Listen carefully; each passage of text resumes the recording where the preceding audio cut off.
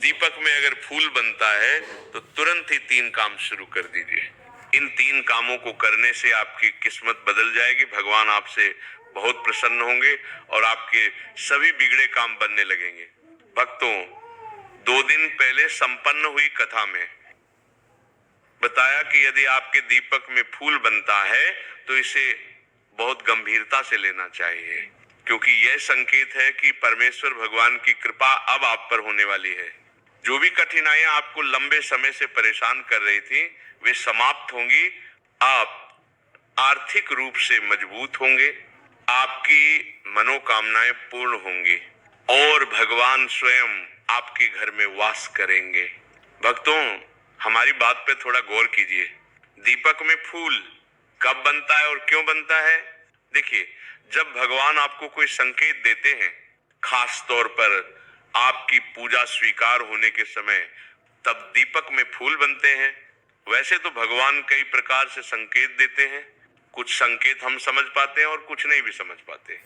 जैसे कभी सपने में भगवान दर्शन दे देते हैं, कभी पूजा करते समय फूल अपने आप गिर जाता है, कभी बार बार भगवान के दर्शन होने लगते हैं, या फिर ऐसा लगता है मानो भगवान की मूर्ति आपको देखकर मुस्कुरा रही हो।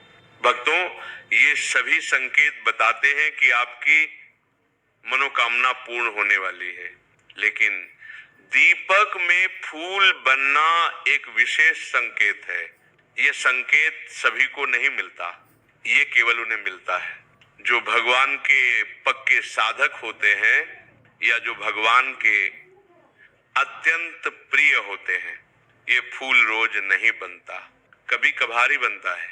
कई लोग सोचते हैं कि अगर ये भगवान का संकेत है तो रोज बनेगा, ऐसा नहीं है। यदि एक बार भी आपके दीपक में फूल बना है तो समझ लीजिए भगवान आपसे प्रसन्न है।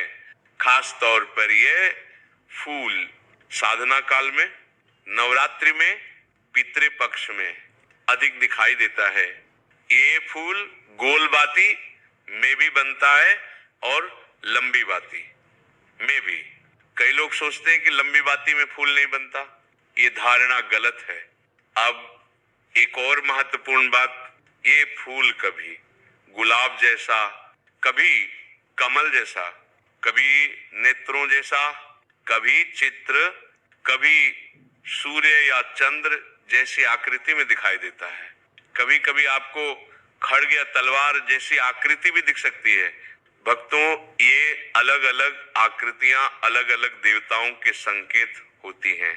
जैसे यदि पुष्प की आकृति बनती है तो यह माता रानी की कृपा का संकेत है।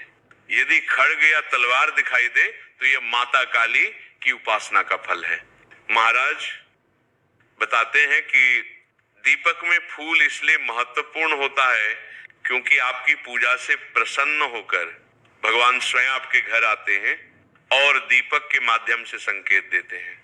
यदि दीपक तेज गति से जलता है तो भी यह प्रसन्नता का संकेत है, लेकिन दीपक में फूल बनना सबसे बड़ा संकेत माना गया है। अब भक्तों, यदि आपके दीपक में फूल बन गया है तो आपको ये 3 काम तुरंत शुरू कर देने चाहिए।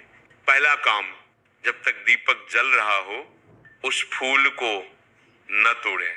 जब दीपक शांत हो जाए तो किसी चिमटी से उस फूल को निकाल लें, उसमें थोड़ा सा घी मिलाएं और सिंदूर मिलाएं।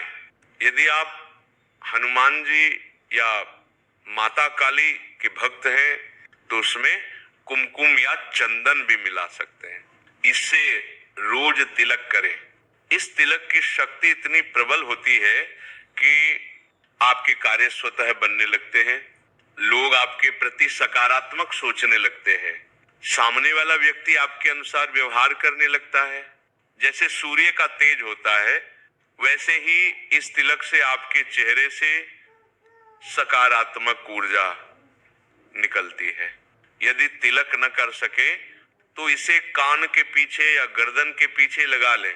यदि नौकरी नहीं लग रही तो नौकरी लगने के योग बनते हैं।